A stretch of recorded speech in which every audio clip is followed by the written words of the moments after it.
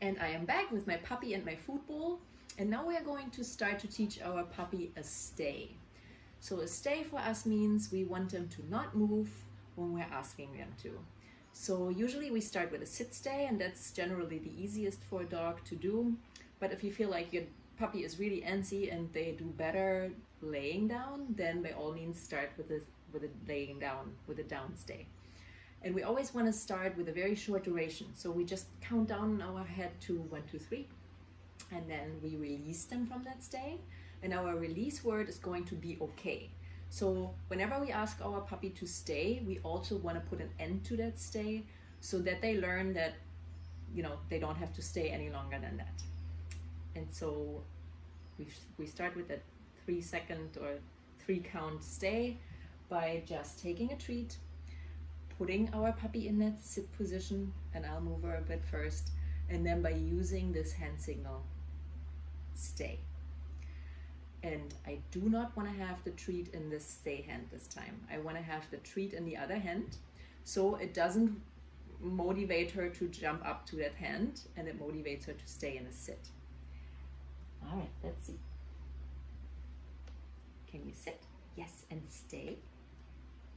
Okay, good girl, good job. Yeah, again, this really helps when your puppy is already a little tired after a session of practicing other things, or you've just played with her outside like I did, and they're not so super hyper and they actually will stay for a couple of seconds, because that's all we want from them for now. Sit. Yes, and stay. Okay, good girl. Good job. And then I always want to bring the treat to them when I say okay and I release them, and then they're free to move around again. So we start with a very short duration, and we're going to build that duration into a few more seconds. So you start with, oh, yes, good girl. We start with just a second, then we make it 3 seconds, go find it. Then we make it 5 seconds and 10 seconds, and we really just build that until they can stay no problem, and they really understood that cue. So you always want to kind of predict when they're going to get up. If they're really fast and they're really wiggly, you want to just make it a split second and just say okay, right? Bring that treat to them before they get up. Say okay before they get up so that they succeed.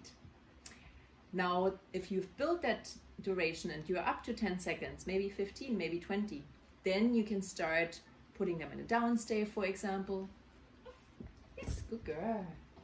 Go find it. Yeah, you can put them in a down stay, for example. Just change it up a little bit so that they understand, okay, it's not just sitting in a stay. I can also lay down in a stay. You can even work on a stand stay, but that's very advanced, so that's not for now yet. And then as you find it, as you have worked on the duration, now you're going to start adding a little bit of movement. But you don't want to move back from your puppy. You want to move to the side. I'm going to try and see if I can demonstrate this. Can you sit? Yes, and stay. Sit. Yes, stay. Okay, good girl. Yeah, so we had not done that before, and you could see the first time she popped up. So I just bring her back in a sit and I start over, and I just try to make it a little easier for her. So obviously moving in a squat position is a little weird, but if you're standing, just take a tiny little step to the right, take a tiny little step to the left, and see if they can stay in that stay position. Good girl. And find it.